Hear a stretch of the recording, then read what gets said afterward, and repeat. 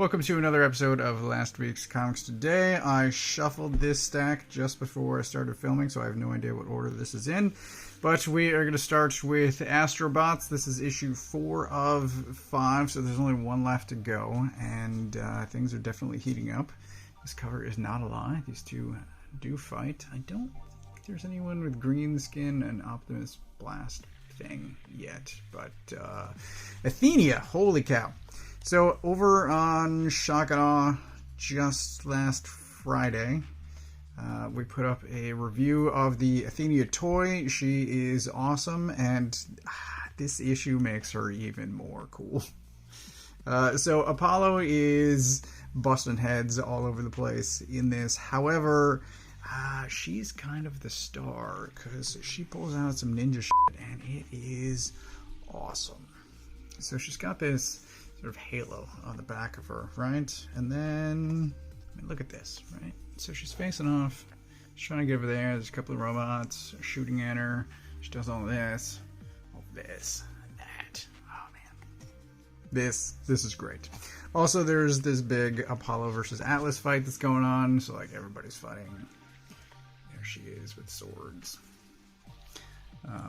The art's great, the story's great. I'm loving this book. Like I said, there's only one issue left. I don't know. I honestly hope that there's more.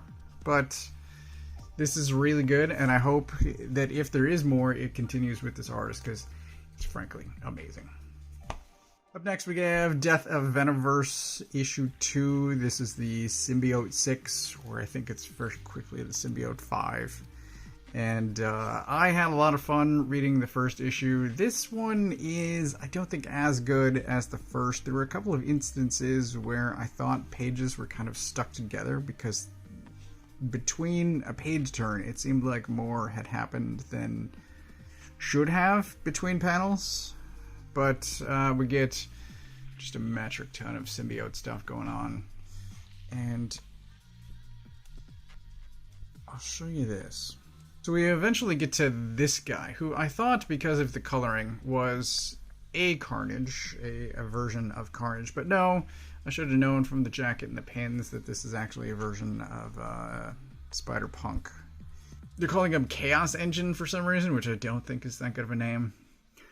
But in essence, what's happening here is, in the series, Carnage is trying to absorb powers from other symbiotes, specifically from Venoms, so that he meets up with Shriek, to offset his weaknesses. So fire, sonics, what else? Lightning, I think? He's trying to overcome his weaknesses by absorbing the powers from other symbiotes, which I think is weird.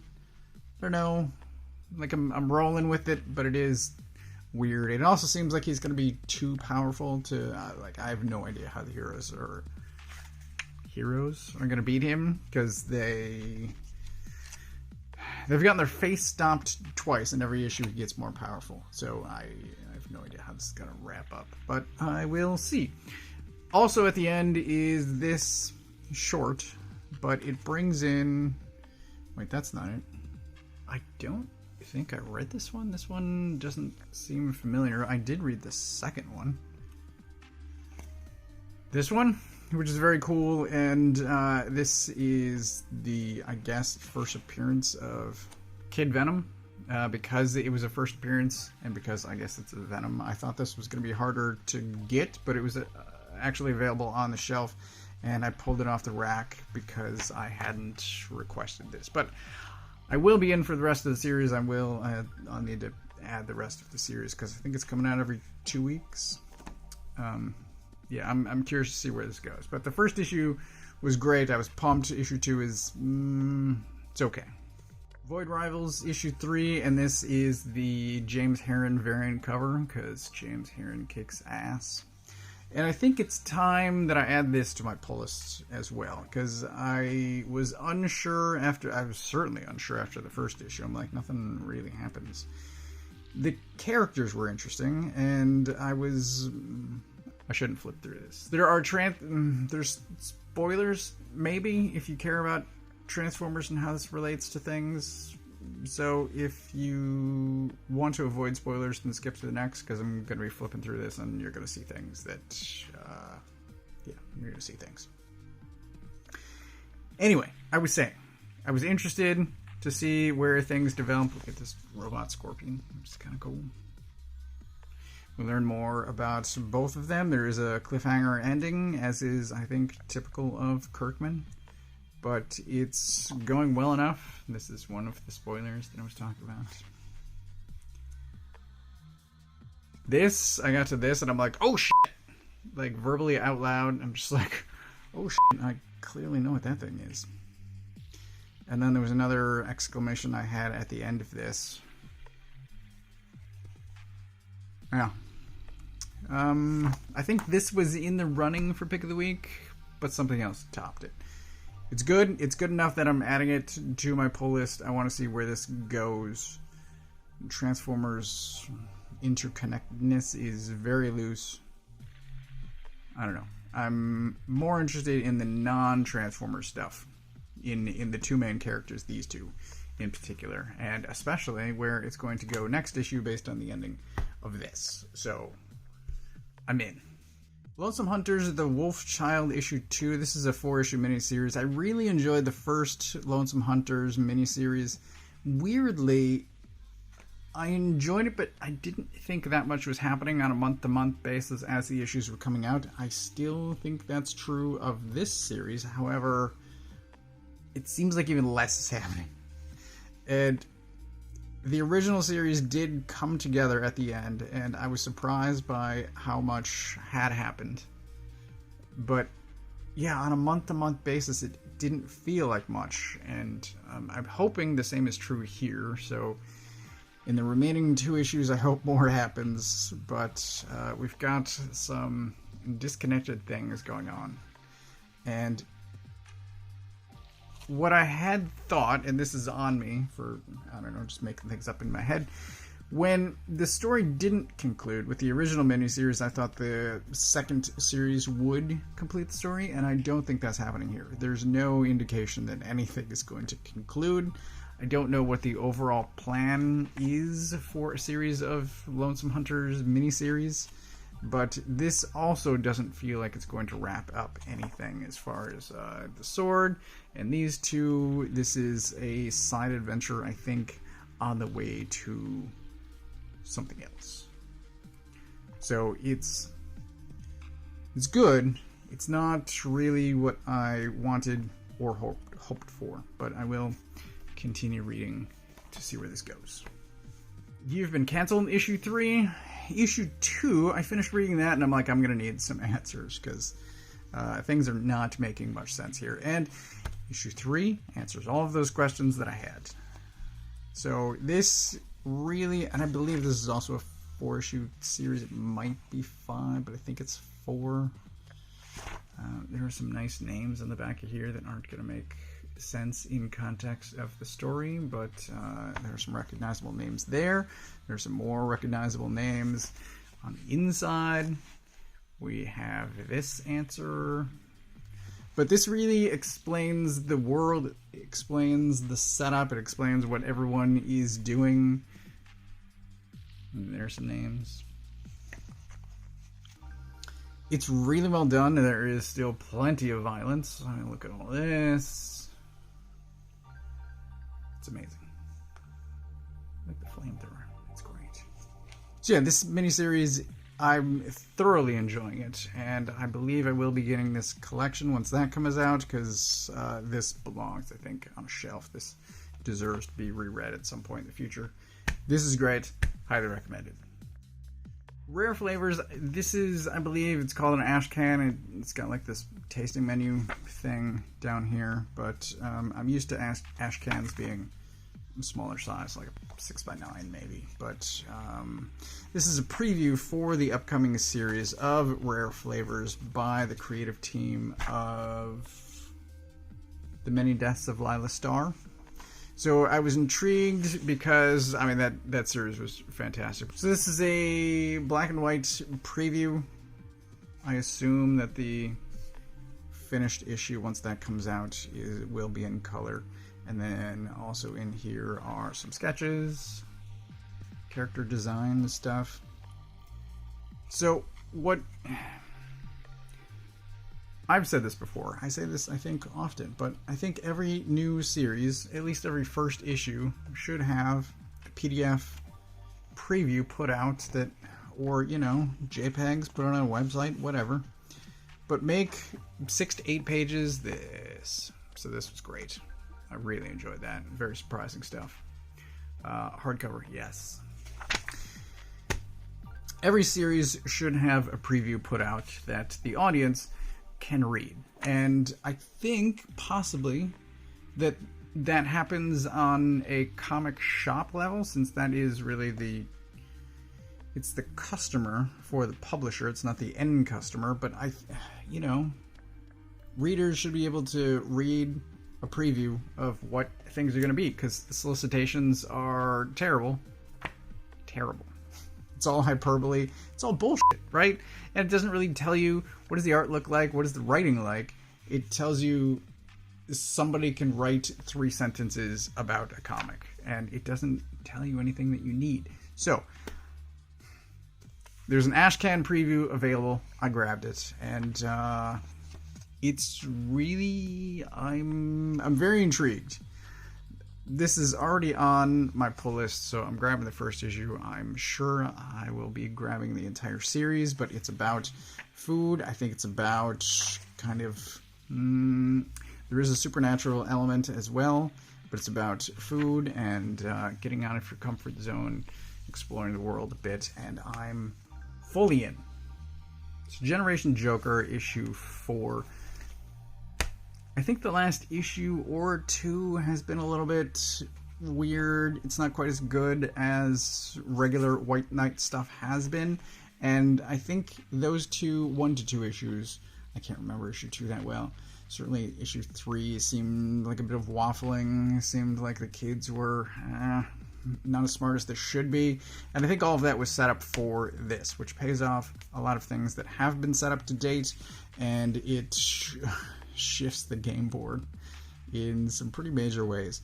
So this issue I loved, not just because Freeze is in it and I love Mr. Freeze, but there's just a lot of character stuff going on in here. There's some world building, and I said the game board being upset by actions taken by almost everyone in the cast here are just amazing, and I really want the rest of the series in my hands right now, because I want to read the rest of this. But the writing is fantastic this issue, the art is phenomenal, and I mean, everything that's happening in the White Knight universe, I love it. So yes, highly recommended as well from me. World's Finest 18. This is between the larger story arcs, so this one is not drawn by Dan Mora, but the cover is. Dinosaur looks great. And this is, it's sort of a first team up of Batman Superman, except for all of the other previous first team ups, and there are some annoyances in here like that, or this panel talking about Gordon getting the idea for a bat signal. It's if you just strip that stuff out, it would be a better book. So anyway, the Riddler has something weird going on. He's talking to someone that seemingly isn't there, and he's committing crimes that involved the Krypton language, Kryptonese it's called here. So all of this stuff. Was it always called that, or was it just Kryptonian before? I don't know. Anyway, the two, Batman and Superman, both show off how smart they are about things. It's very much a dick measuring contest, except it's good and largely entertaining, except for the minor annoyances, mostly around Gordon. But otherwise, it's great. The art's good. I will look forward to the return of Dan Mora, but I mean, I have no complaints about any of this. This is also great. This guy's funny. So yeah, this did not wrap up. I think it's a 2-issue mini arc, because as I said, it didn't wrap up here. I'd have to check solicits for future issues to see how they describe 19, but this is very solid. I'm still loving the World's Finest sort of mini collection. There's really 2, but I don't know. Yeah, I'm loving World's Finest. The Cull issue 1, and I had read a preview of this. It's been a while since I've read anything from Kelly Thompson. It was an unfamiliar artist. However, immediately I was impressed. Let me just show you. This is pages 2 and 3. Just look at that. What the hell? So it starts on a beach, right? It's got all this going on. You flip the first page and you're like, what? I loved it. So already I was hooked. This is, by the way, my pick of the week, and I am definitely adding this to my pull list. It's short on story. It has a lot of character development stuff going on and set up for what is happening, why people are doing it. It's just done with a minimum of dialogue, and it does it expertly. This is really well crafted, highly recommended, and I would like to show you what happens right after this, except I'm going to reserve that and not show it to you, because I already showed you pages 2 and 3. So this, highly recommended. I'm looking forward to this. This was a surprise, and I loved it. Queen of Swords issue 2 is the last book. Well, that's not true. I got this week, and I was thinking about, because it mentions Barbaric right here. I want to point this out too. It's before. It's already a mess. But it says to be concluded. I thought this was an ongoing. Maybe the concluding issue of this arc. I don't fully understand what that's talking about. But while I was reading this, I was thinking about sort of the differences between this and Barbaric, and I enjoy Barbaric more, just flat out. It's funnier, there's more action, the art, I'm going to say, is better. Nothing against Howell, but Gooden is just phenomenal. And I was thinking about, so even if you take away the art, this is just written differently than Barbaric, which I said, humor, action. This is more story and character. Not that I'm against those things. I was just talking about story and character, and it's just not, it's not hooking me the way that I had hoped, the way certainly Barbaric did. I kind of want to know what's going on. I don't know, it's just not, I don't think, as good. And one of the characters seems to be portrayed differently here than she had been previously, and some of that I think is just fleshing her out versus where she was putting on a disguise earlier. So I don't know. Maybe I'll see what happens with issue 3 if that gets me. I don't know. It's just not as good as I think. Certainly, it's not as good as I had hoped, and it's not as good as Barbaric had prepared me for this to be. I'm questioning whether or not to continue, and I'll see what happens after issue 3. So that is everything. No, so that's not everything. Because my wife got in the mail Sakamoto Days issue, or volume 9. I will wait until we have volume 10, and then I'll read and review both at the same time, but that's probably going to be 2 to 3 months from now. But very happy to have a new Sakamoto Days. Also, local artist, writer, artist, wrote, produced this Haunted House, a love story. This will be in... This is being solicited. I think it's coming out in November. So you'll be able to get this from Blood Moon, I believe. This is the self-published version that he previously put out, and I have a copy now. So if you are at all interested in haunted house love story, then I definitely recommend grabbing this as well, because I have read this and it's good, and I read it before I bought it, so I read it and then I gave him money for it. So this is great, but I already said that the Cull is my pick of the week. A lot of the stuff is good. I'm going to pick out some other stuff real quick. So Void Rivals, great. Astrobots, great. You can cancel with rare flavors. Really looking forward to the first issue. Generation Joker as well. But as I said, the Cull gets my pick of the week. And that is everything that I got this week. I get all my stuff from a local comic shop. If you don't know where yours is, you can use this URL to find the one closest to you. Thanks for watching.